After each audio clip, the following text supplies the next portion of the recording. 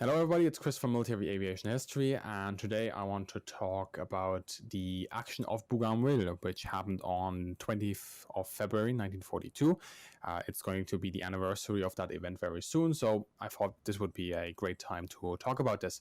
Now, what is the action of Bougainville, you might ask? Well, this was the action between USS Lexington, an aircraft carrier by the United States Navy, and 4th Chutai, which was a squadron, a wing from the Imperial Japanese Navy. We'll talk a little bit more about the actual makeup of the different forces soon. This was one of the first significant events fought early on in the Pacific War. And the historians Michael Claringbould and Peter Ingman actually refer to the action as 4th Coups. That's just shortened from Chutai, Black Day. And it also saw the rise of the US Navy's first flying ace, and it also had a strategic impact on the early operations in the South Pacific. And of course, to talk about any topic on the Pacific Theater of Operations, I've invited once again our resident expert on the Pacific Theater of Operations, that being Justin Pike. Justin, how are you doing? Hello. Always happy to be Awesome. here. Yeah, great. So why don't, to start us off, you introduce some of the sources we're going to use for this video, because I think people would be very interested in checking those out themselves after this video. Yeah, so as always, we'll have a full list, a full bibliography in the description. But there are two sources that we'd like to point out up front, because in particular for this video, that's the only way we can get this detailed. And they are John Lundstrom's The First Team, Pacific Naval Air Combat from Pearl Harbor to Midway, and Michael Claringbould and Peter Ingman's South Pacific Air War Volume 1, The Fall of Rabaul. The level of detail found here, again, is only possible because of those two works.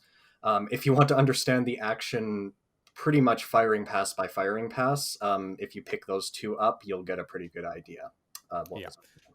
So we'll have those also in the description below, as always, if you want to check them out. Also in this video, we'll have some footage running in the background. This comes from Task Force Admiral. They are going to visualize some of the different parts of the actions as based on the sources that we have available. And if you're interested in Task Force Admiral, also check out the info in the description below. By the way, they're not a sponsor. We're just a big fan of what they're doing. They are working on quite an interesting project, and it was just a great opportunity to show off their work at this point. Now, I'm going to introduce a little bit more the American side of things first, and then we'll head over to the Japanese. What we have during the action is, of course, Task Force 11, Baker. This is under the command of Vice Admiral Wilson Brown. And he left on this cruise, let's say, with orders that were, shall we say, a little bit boring. He was supposed to leave, and he left Pearl Harbor on the 21st of January to escort an oil tanker, the Neosho, to Halsey's Task Force 8. And Halsey has been in the Marshall Islands prior to this. And after meeting Halsey at Johnston Atoll, he was supposed to then sail south to Canton Island to cover a convoy. And finally, he was supposed to return to Pearl Harbor. Now, Task Force 11 at this point, TF-11, is comprised out of USS Lexington, the aircraft carrier, and aboard are, of course, VB-2, VS-2, and VT-2. These guys are flying dive bombers, so the SBDs, and TBD Devastator torpedo bombers. On board is also VF-3, not VF-2, as it is normally supposed to be carrying, but VF-3. VF-3 is coming over from the Saratoga, which is still undergoing some repairs. And the VF-2 is currently transitioning to the Wildcats, so they are unavailable as well. So VF-3 steps in. In the task force as well, we have 2 heavy cruisers and 7 DDs, destroyers.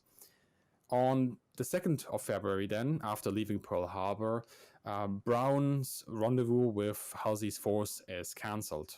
Halsey has enough fuel to make it back to Pearl Harbor, so it's no longer required. So TF-11 steers then directly down to Canton Island. Once again, they receive an update a couple of days later on the 6th of February, being told that instead of going to Canton Island to cover that convoy, they are supposed to go westwards to support the newly formed ANZAC command and help strike out against Japanese positions north of Australia, and also to cover the deployment of new troops in the area. And at this point, Vice Admiral Brown gets the idea of hitting Rabaul. Rabaul has recently, of course, fallen to Japan, and it is suspected that Japan will be using Rabaul and their newly conquered space on New Britain to essentially continue the offensive in the South Pacific, for example, by invading New Guinea. On the way towards Rabaul, then the task force is also reinforced. So it's now comprised out of 1 carrier, the Lexington, 4 heavy cruisers, and 10 destroyers. Going over to the Japanese then, how is it looking over there, Justin? Yeah, so at this point, of course, Rabaul had recently fallen to the Japanese. The senior air commander at Rabaul at this time was Vice Admiral Goto Eiji, commander of 24th Koku Sentai, which is often translated for land-based units as Air Flotilla. And again, he was the ranking guy at Rabaul. 4th Ku itself was a newly formed unit specifically meant to operate from Rabaul.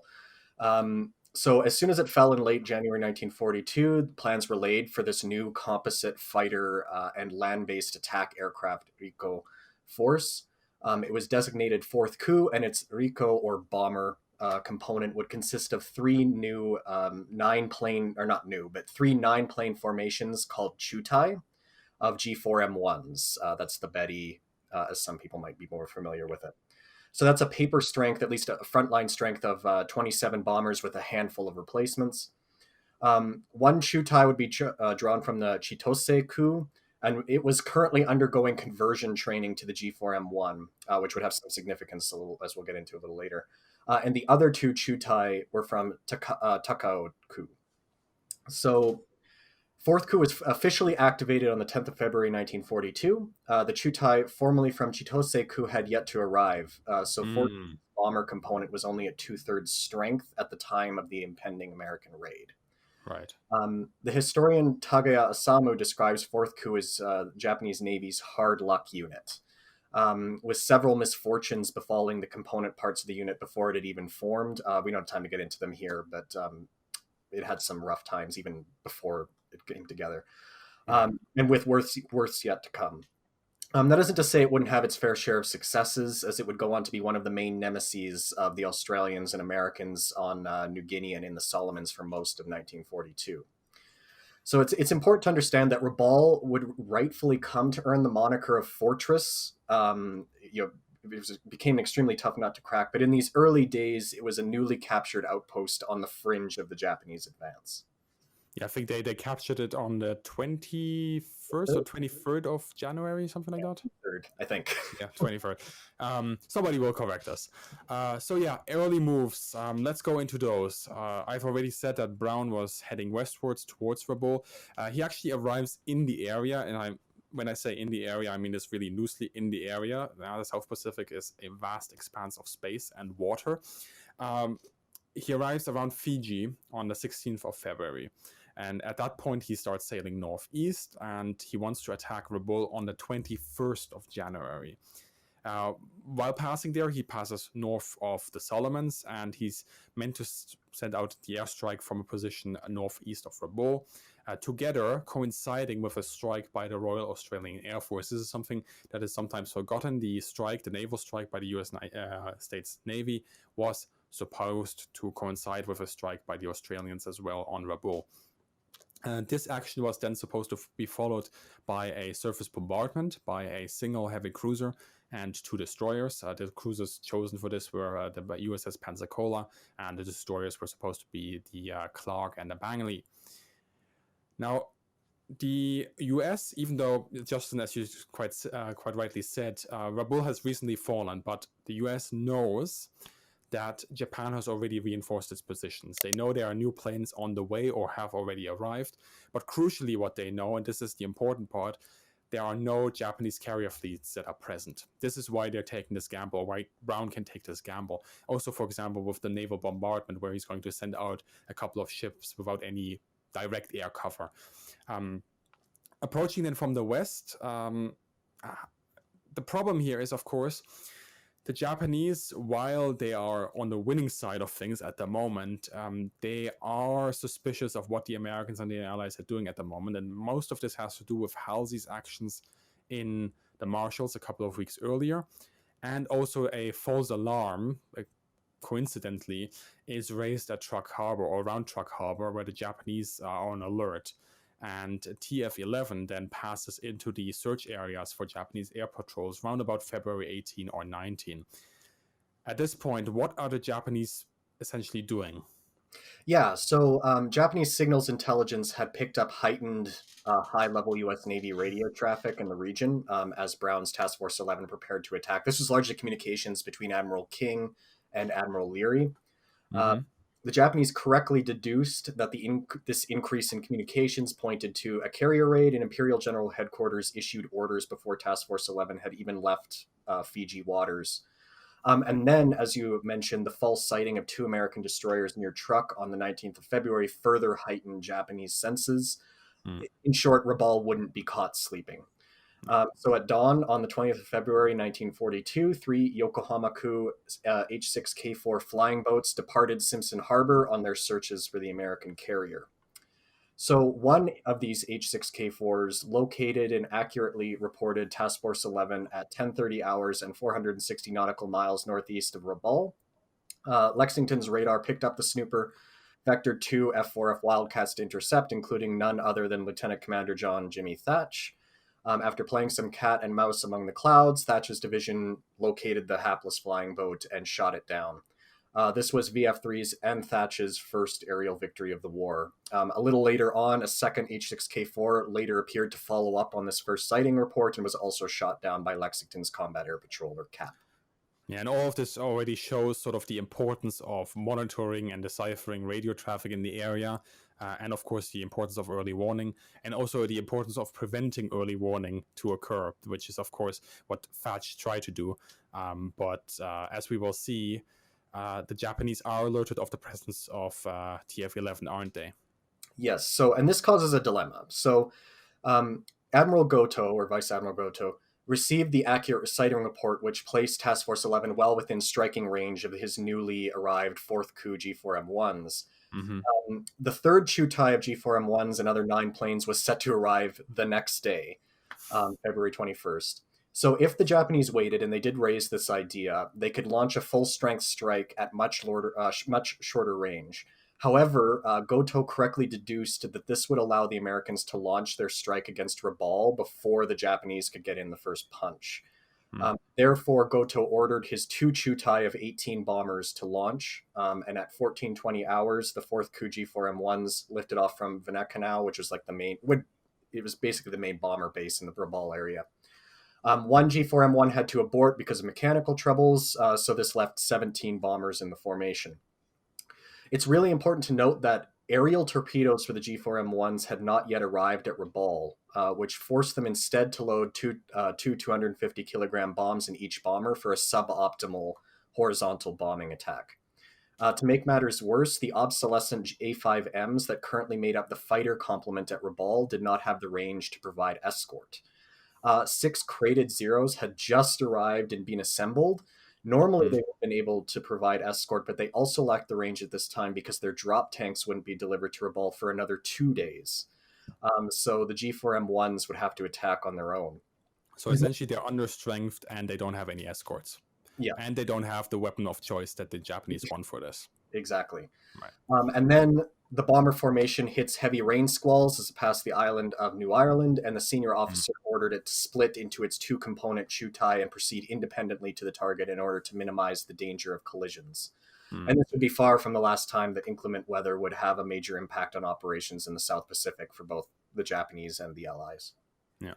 So meanwhile, the Americans are, of course, they shut down the Japanese spotters. They know that the game, in a sense, is up, and they make the decision to cancel the raid on Rabaul.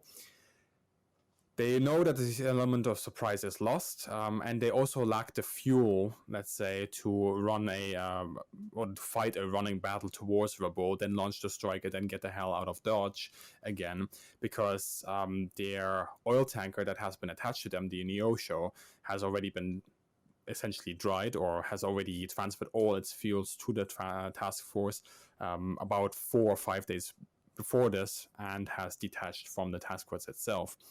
However, they're still going to run towards Rabaul for the afternoon of the 20th of February in what they essentially consider a feint.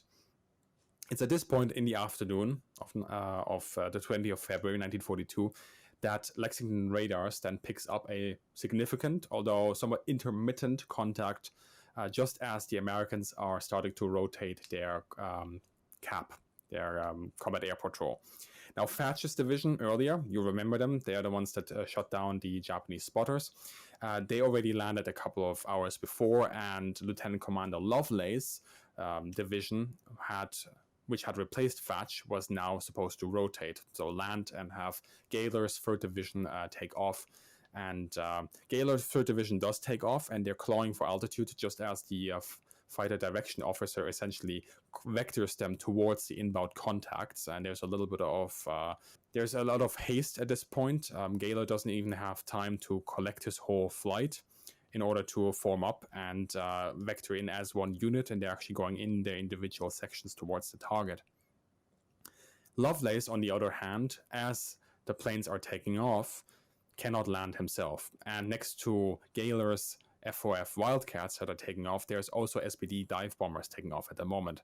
This is because the SBDs are used at this time, basically US naval doctrine, as both spotters that are flying in designated areas around Lexington in order to spot incoming threats, and also as in terms of if there is a combat situation, to fly low and protect the task force, and specifically Lexington, against low altitude torpedo attacks. So there's about 15 aircraft that have to take off, and Lovelace has to wave off, even though he's on low fuel, and he's also sent after the incoming contacts together with Gaylor. Yes, so it's at this moment that 2nd Chutai of 4th Coup arrives. This is Lieutenant Nakagawa Masayoshi. He is the Buntaicho. He was the first to locate Task Force 11 at 16:35 hours, and then he sends a sighting report, and then they commence their attack.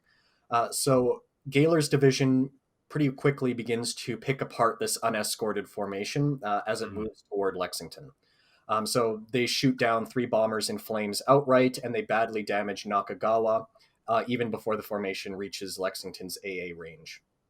Nakagawa finally falls out of formation from this prior damage as the Wildcats continue to attack, even with Task Force 11's AA exploding around them. And in this subsequent action, they take down another G4M1. Now, Nakagawa falling out of formation very late in this bombing run is very significant because the Japanese Navy used a lead bombardier system, where an entire formation would launch or drop based on the lead plane to increase accuracy. However, since he'd fallen out right on these final stages, the remaining 4 bombers overflew Lexington without dropping. And they lost critical time because they had to regroup, come around, and make a new attack. The Japanese reached their release point just as the last of the SBD-2s that had been spotted on Lexington's deck had finished launching. The carrier was able to make a series of alternating full rudder turns, and it juked the pattern of bombs. 4 additional Wildcats, including Thatch, had managed to get aloft during this attack. Almost every Wildcat now took off in pursuit of the 4 fleeing Japanese bombers. In the ensuing chase, 2 Wildcats were shot down by the 20mm tail gunners. Allied pilots would quickly learn to avoid stern approaches on the G4M1 for exactly this reason. 3 of the G4M1s would be dispatched in this ensuing chase by the Wildcats. But while the Combat Air Patrol was occupied with these fleeing remnants of 2nd Chutai, Nakagawa had regained control of his aircraft and had actually repositioned to attack Lexington. And he was shot up on his final run. Either he was trying to bomb it or trying to deliberately ram it. We'll never know. But he crashed just 75 yards astern of the carrier to the relief of everyone aboard. The final G4M1 that was trying to escape the area was then shot down by a patrolling SBD-2, and this completed the annihilation of 2nd Chutai. So the entire formation was destroyed. At the conclusion of this first attack, it's important to kind of give people a picture here of what the CAP is doing. So Lovelace's division of Wildcats was now circling Lexington and waiting to land. They were desperately short of fuel and combat ineffective. The bulk of the other Wildcats were widely scattered after the pursuit of 2nd Chutai, and that left only 2 Wildcats in position to protect Lexington. They were flown by Lieutenant Edward Butch O'Hare and his wingman, Lieutenant Junior Grade Marion DeFellow. Yeah, and it's essentially right at this point that the first Chutai, which is the second Chutai to attack, but it's the first Chutai in the formation, spots the task force. And 8 G4M1s, you remember that one lucky bomber that did not go on this strike and stayed near Rabaul. And these proceed to attack the task force. This is, of course, commanded by Lieutenant Commander Ito Takatsuo. And Ito was 4th Crew's Hiko Taisho, and that's the unit's operational senior officer. The plane he's on, however, is being piloted by Warrant Officer Watanabe. Now, the fighter direction officer, or the FDO, who's essentially in charge of the radar on Lexington and also on vectoring the aircraft in these specific directions, he has at this point ordered all the scattered wildcats that chased after the bombers that tried to get away to pull back to Task Force 11. However, they will not arrive in time. At the same time, Justin, you've just explained it, Lovelace, he's essentially out of the fight, so Lovelace's division is out of the fight because they need to land. They are very short on fuel. There are only 2 planes in the sky at the moment that are quote-unquote combat effective, and that is Butch O'Hare and his wingman Dofilo. And these guys were kept in reserve by the FDO, most likely because he'd already seen the second contact on his radar. By the way, when Butch O'Hare and Dofilo were not allowed to chase after the first Chutai to attack, which was the second Chutai, apparently they were not pleased about that. But now they're the only defense that Lexington has in the sky. Now, to make matters worse, however, for the Americans, before we get to Butch O'Hare's action, is that Dofilo, his wingman, discovers that his 50 cals are jammed, and that changes the situation so that out of 2 aircraft that could potentially defend Lexington, only 1 is really combat effective. Butch O'Hare then proceeds to attack the Japanese formation. The sources are a little bit disagree a little bit what happens with Dofilo. Some say that Dofilo stays with O'Hare to essentially draw a fire. Others say that both pilots lose contact with each other. It's probably something that happens at different stages during this combat. However, in a rather impressive display of aerial gunnery, Butch O'Hare. Now, O'Hare is actually known as to be one of the better shots of the F3. But he badly shoots up 4 bombers in only 2 very brief firing passes. His first firing pass hits 2 bombers as in the rightmost Vic, whereas his second pass has him jump from 1 bomber from the rear Vic to 1 in the leading Vic. And out of those 4 targets, 1 was shot down outright. That was flown by Baba.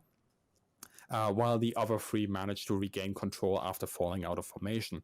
2 of these rejoined the formation, including flying Petty Officer First Class Maeda, Koji's bombers, which has also successfully extinguished an engine fire. And the third G4M out of those that were shot out of the formation actually jettisoned its bomb and descended in an effort to stay in the air. Butch O'Hare at this point gets into the AA bubble of the task force, and he's braving this AA bubble, lines up another pass, and this time he's heading for the lead bomber, the one of course carrying the Chutai's leader Ito. He hits Ito's plane, tearing apart the entire portside radial engine, and Ito drops out of the formation. And this happens once again at a very critical moment in time, because as Justin has just explained with the first attack, the Japanese are using the lead bombardier system, and Ito was the lead bombardier, and he drops out of formation just as he was about to drop the bombs. However, we'll see that things happen a little bit different than the first attack. O'Hare himself, at this point, he squeezes his last amount of ammunition once again into Maeda's bomber, and at that point he's right out of ammunition and also combat ineffective. Maeda's bomber, before we talk about the main force again, he is now out of the formation, and instead of trying to hit Lexington, he is trying to bomb the heavy cruiser Annapolis. He drops his bombs, but all of those, well, the 2 bombs that he's carrying, they fall wide.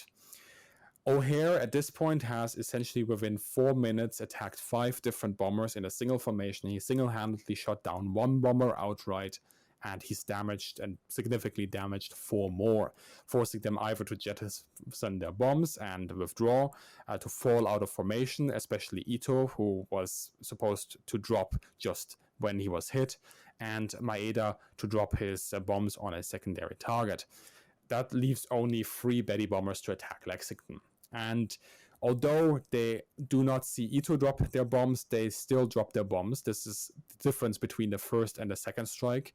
And 6 250-kilogram bombs are hurtling down towards Lexington.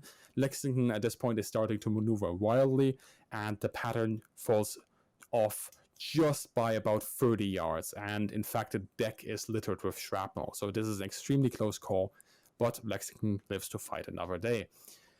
Another G4M in this formation, in the surviving formation, would then be shot down by the Wildcats as they tried to escape, and only 4 bombers successfully clear the battle area.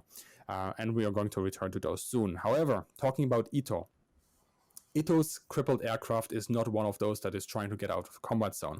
After being hit by O'Hare and essentially missing his entire port engine, this aircraft is also once again trying to deliberately crash into Lexington, just as, and the historian John Lundstrom actually notes that the pilot of warrant officer Watanabe, if he was still alive and if he was still at the controls, put on quite a magnificent show of flying skills, because he was able to regain enough control to make the aircraft point towards Lexington on his final attack. Lexington at this point maneuvers to present its stern to the attacker, but since Ito is coming in low, it can only fire a single 1.5-inch cannon and 2 50 cals at the incoming aircraft. But of course, other ships in the area join in the AA fire. The crew at this point is either incapacitated by AA fire, or the aircraft is so badly crippled that they could no longer match the evasive maneuvers by Lexington, and the final moments of these bombers and the crew are actually captured on film.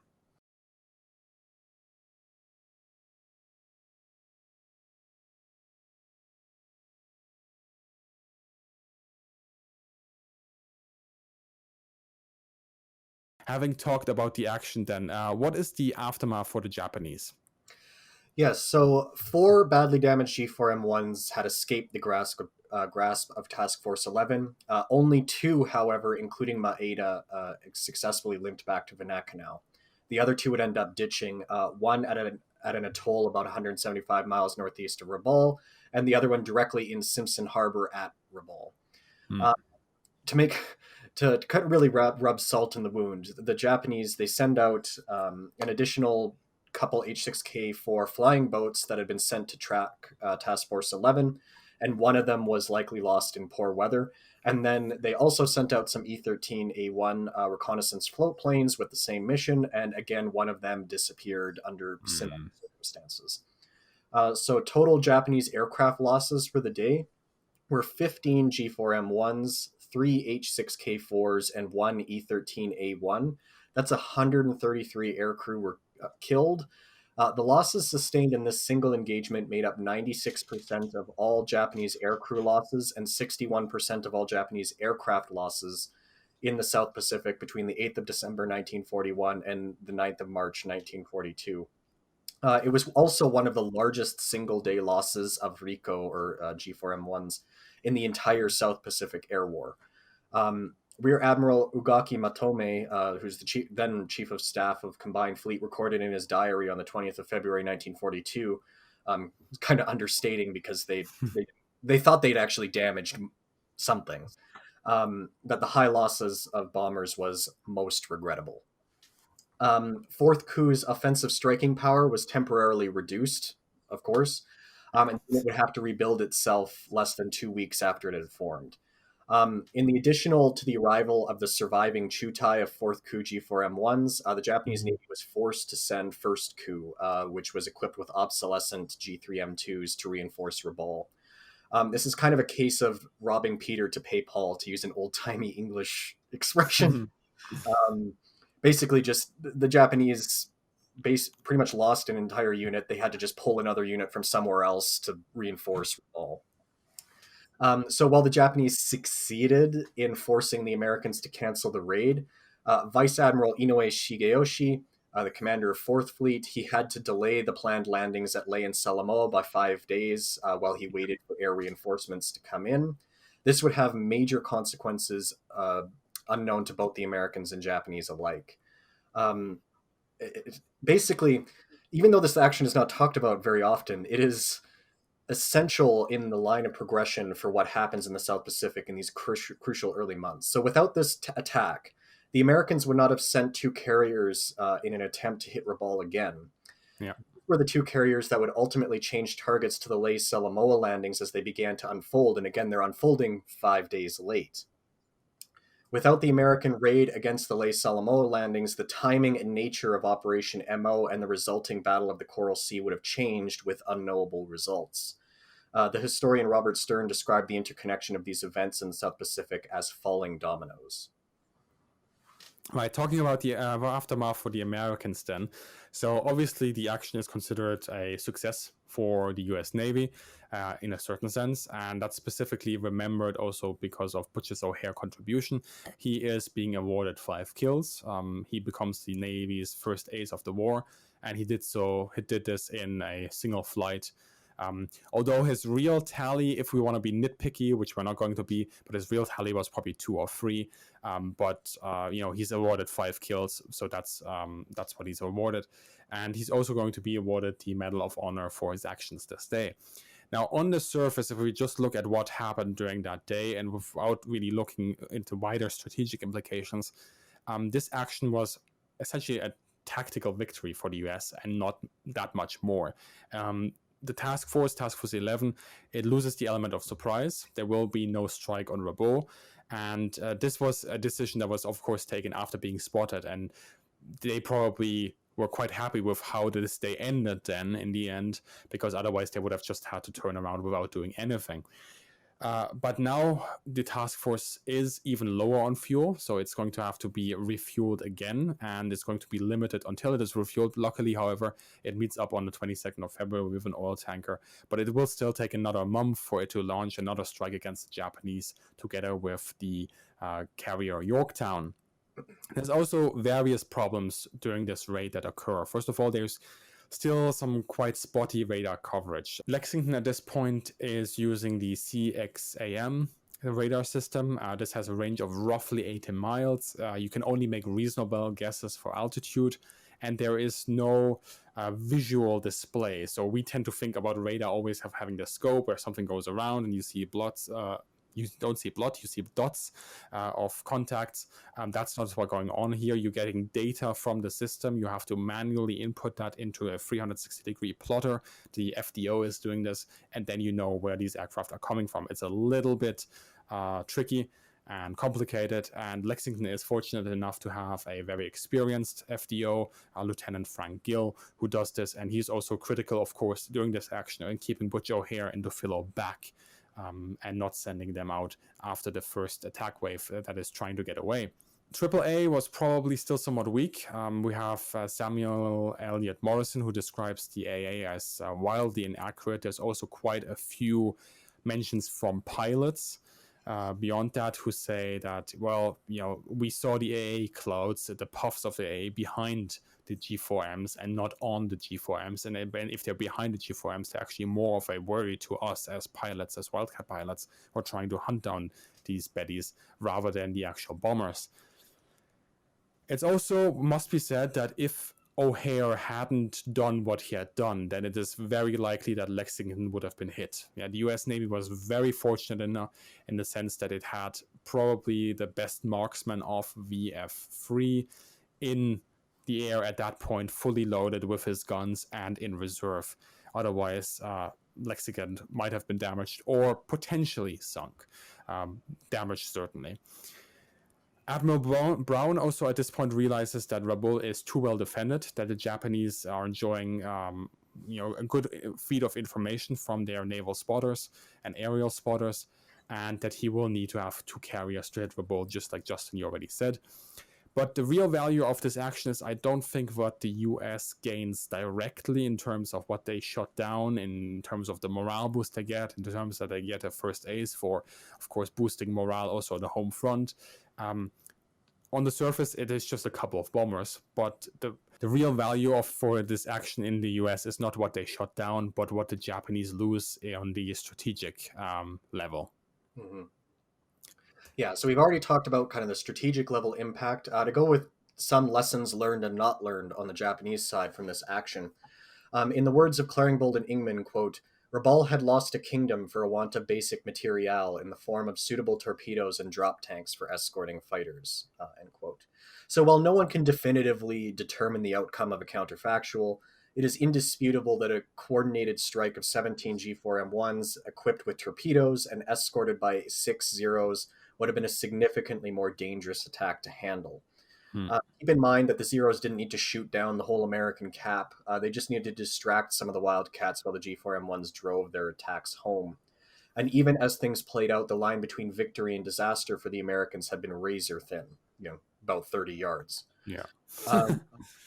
The Japanese coolly hand-waved the disaster as the cost of sending bombers in without fighter escort.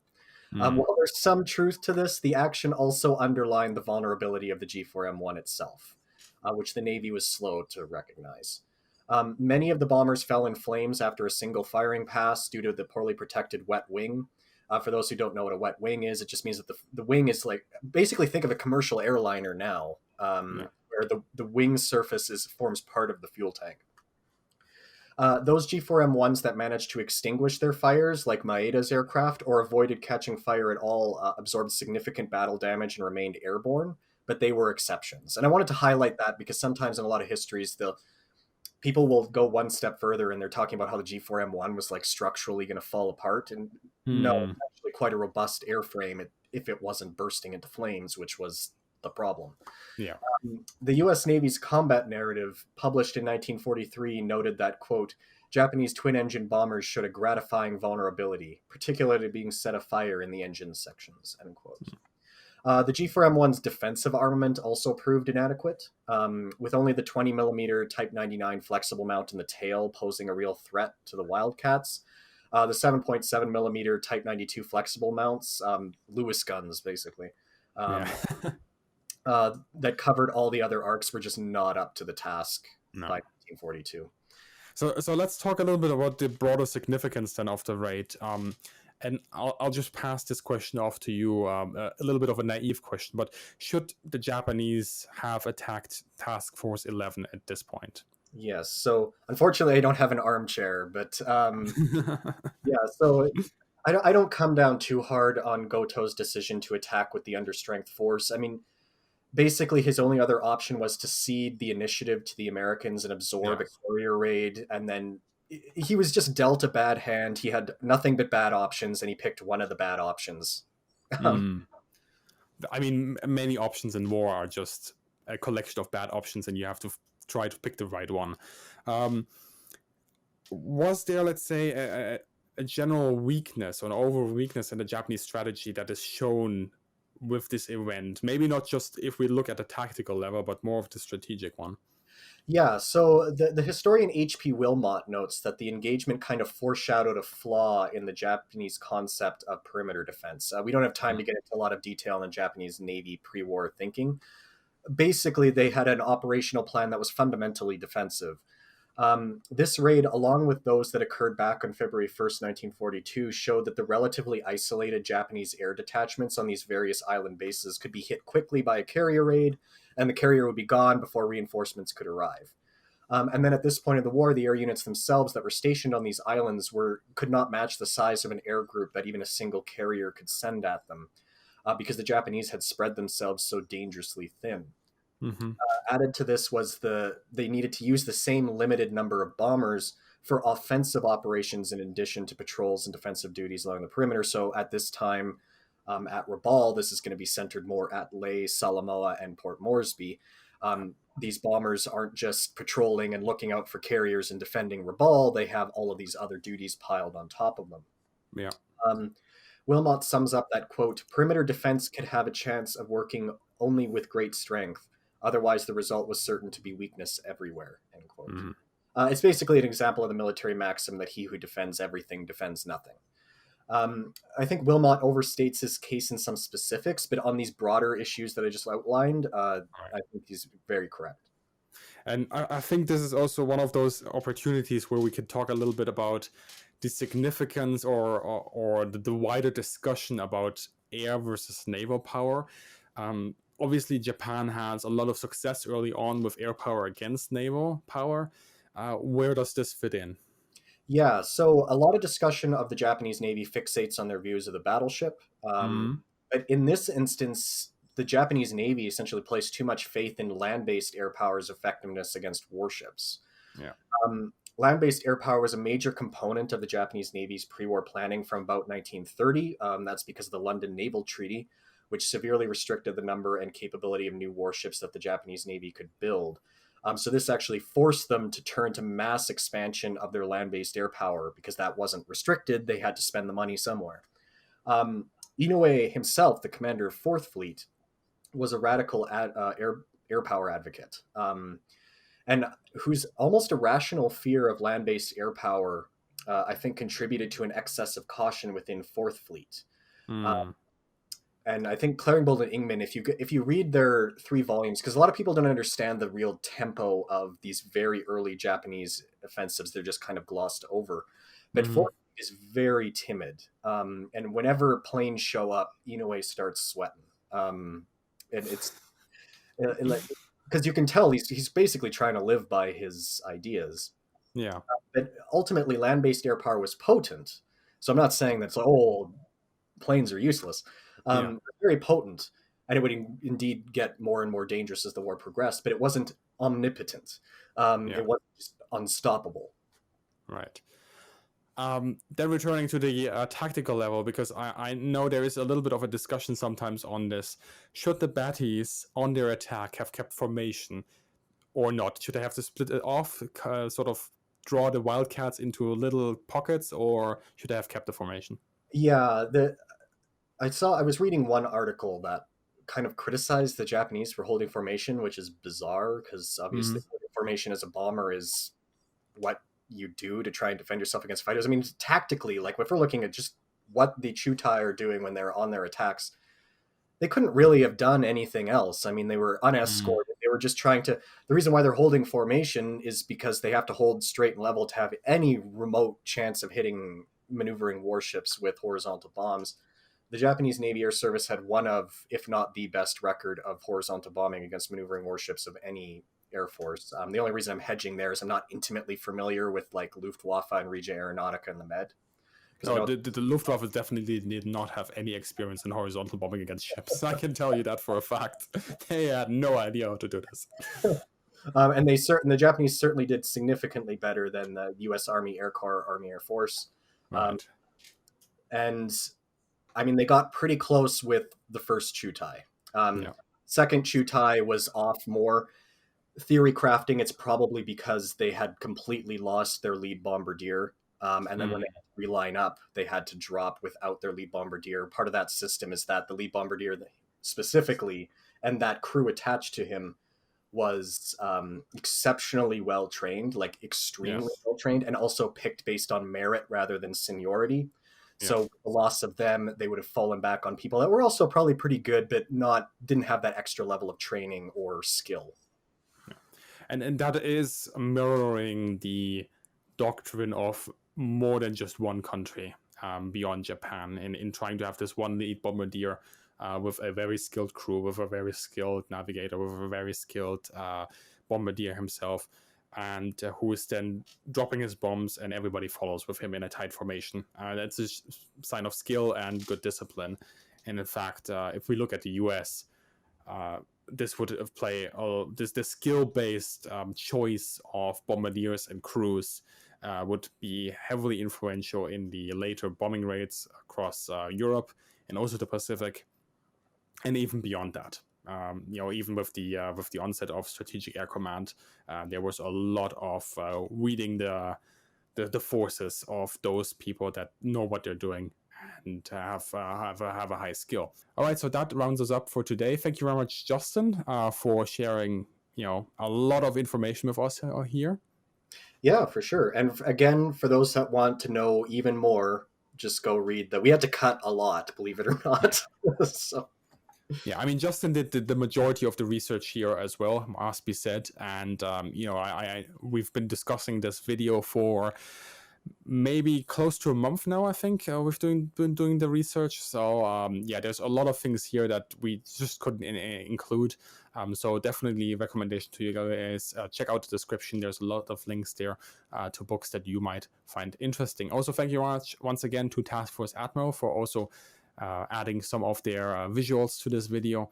And if you enjoyed this video, please consider supporting via Patreon or via channel memberships. And as always, have a great day. Oh, and Justin, where can people find you, by the way?